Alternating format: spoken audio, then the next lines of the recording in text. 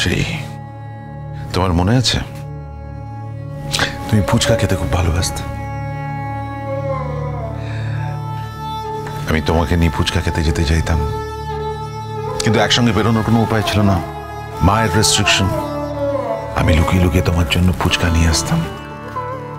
তারপর একদিন ধরা পড়ে গেছিলাম, সেই কি অশান্তি বাড়িতে।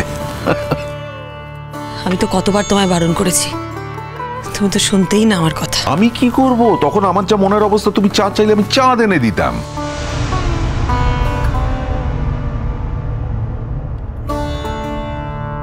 জাম্বু যখন পেটে এলো তুমি তো খুব টেনশনে পড়ে গিয়েছিলে, কারণে অকারণে আমাকে ঘরে ডেকে আনতে, পেটের উপর কানটা রেখে খালি জিজ্ঞেস করতে নড়ছে নড়ছে। তারপর আমার পেটটা যখন আস্তে আস্তে বড় হতে শুরু করলো, তুমি সারা রাত জেগে বসে থাকতে। হঠাৎ হঠাৎ ঘুম থেকে উঠে দেখতাম তুমি আমার দিকে তাকিয়ে আছো। টেনশন হতো। ফার্স্ট চাইল্ড জাম্বু। এই তোমার মুকেশ কেমন আছে? আমার বন্ধু মুকেশ দা? কেন মনে থাকবে না, খুব ভালোই মনে আছে। তোমার খুব বন্ধু ছিল, পরে তো ওরা সবাই দিল্লিতে চলে গেল। এই মুকেশকে আমি জাম্বু হওয়ার সময় জ্বালিয়ে মেরেছিলাম। যেদিন তুমি হাসপাতালে গেলে, আমি আর মুকেশ দুজনেই জেগে বসে আছি সারা রাত। আমি করিডোরে পায়চারি করে চলেছি আর মুকেশ আমায় শান্ত করার চেষ্টা করছে। টেনশনের সে কি অবস্থা, সারা রাত এই চলেছিল। তারপর পরের দিকে সিস্টার এলো, খবর দিল আমার পুটপুটে ছেলে হয়েছে,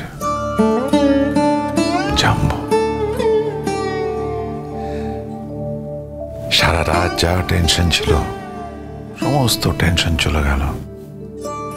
ধপ করে মাটিতে বসে পড়েছিলাম আর শরীর ছেড়ে দিয়েছিল। ডিঙ্কা হওয়ার সময় কিন্তু তুমি এত টেনশন করোনি।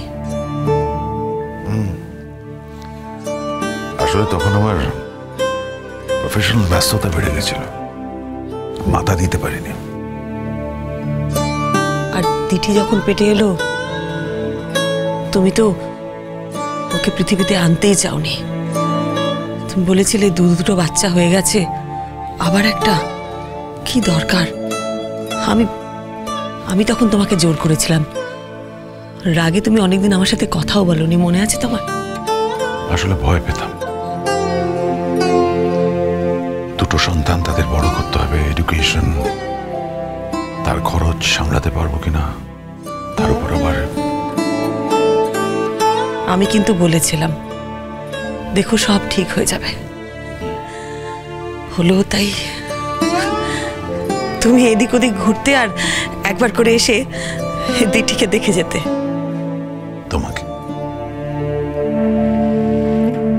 তোমাকে দেখতে যেতাম।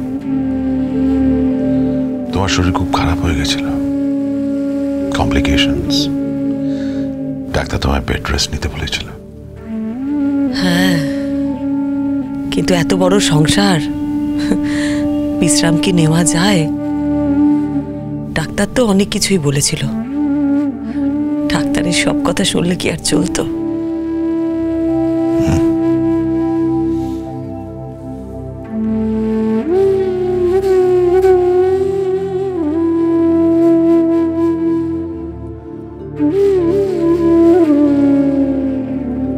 সব কিরকম পাল্টে গেল, তাই না শ্রী? তোমাকে নিয়ে তো আমি পরিপূর্ণ ছিলাম, সুখী ছিলাম। হয়তো ছিলে না, যেটাকে তুমি সুখ বলে মনে করছিলে এটা হয়তো সুখ ছিলই না। না, ছিল। বিয়ের পর কটা বছর শুধু তোমাকে নিয়ে ভেবেছি, তোমাকে দেখার জন্য ছটফট করতাম আমি। তারপর থেকে তো আমার শাড়িতে মাছের ঝোলের গন্ধ, হাতে হলুদ। দুপুরবেলা সবকিছু ফেলে ওই গানটা গাইতে গেলে কেন? আমি তো জানি না যে তুমি গানটা পছন্দ করো না। না, এটা পছন্দ অপছন্দের ব্যাপার নয়। তাহলে গানটা শুনে আমার বুকটা কেমন কেঁপে উঠেছিল। কেন? গানের কথাগুলো অদ্ভুত। মনে করো আমি নেই, বসন্ত এসে গেছে। তো কিসের খারাপ? কেমন যেন মনে হলো তুমি যদি সত্যি না থাকো তখন। না মানে মনে হচ্ছিল যদি পৃথিবীতে না থাকো। হ্যাঁ, এতদিনের সংসার তো, খারাপ তো একটু লাগবেই।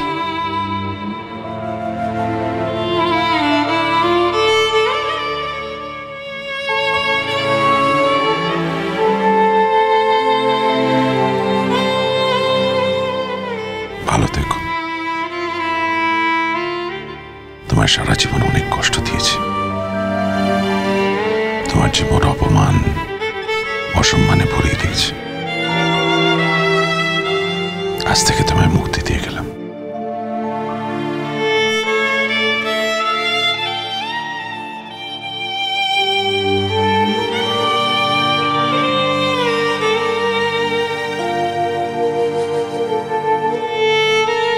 এই মুক্তি তোমার কাছে কে চেয়েছিল?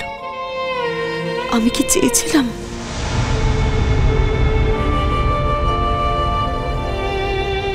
শ্রীময়ী,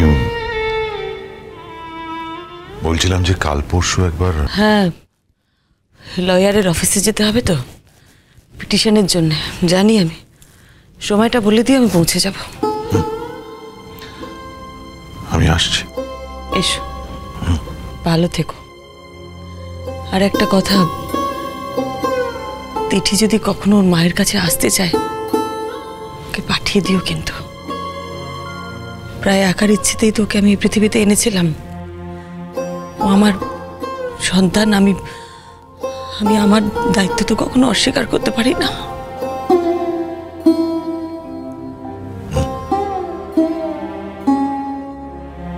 আসছি।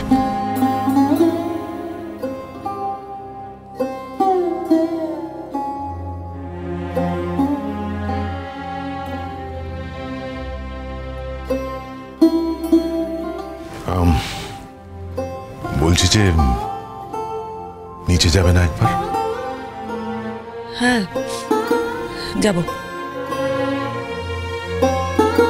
আর ওগুলো কি ভাসিয়ে দিতে হবে?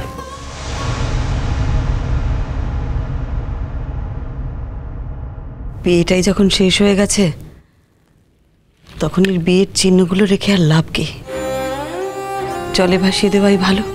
সবকিছু কি জলে ভাসিয়ে দেওয়া যায়? যা যায় না তা যায় না, যা যায় তা যায়। ওষুধগুলো খেতে ভুলে যেও না যেন। তোমারও বয়স হচ্ছে, রিডিং গ্লাসটা পড়ো। আমি দেখেছি সেলাই করার সময়, কিছু পড়ার সময় রিডিং গ্লাসটা একেবারেই ব্যবহার করো না। চোখ কুচকি কুচকি খবরের কাগজ পড়ো, সেলাই করো। এবার থেকে রিডিং গ্লাসটা পড়ো, নাহলে চোখ আরো খারাপ হবে।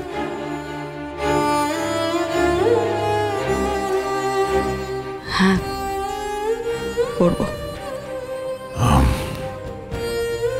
আমি আসি। নিচে আসবে তো?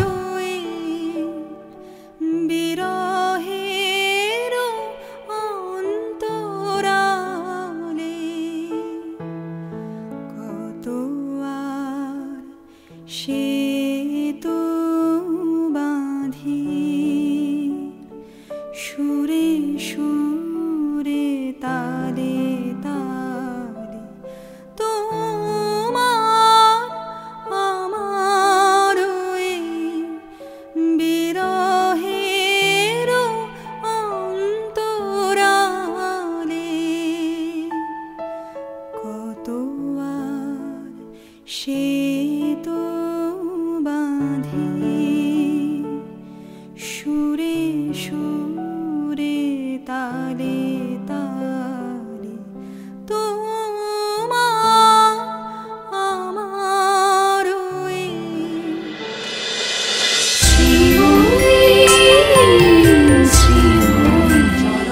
cholo, cholo, cholo, cholo, paltai.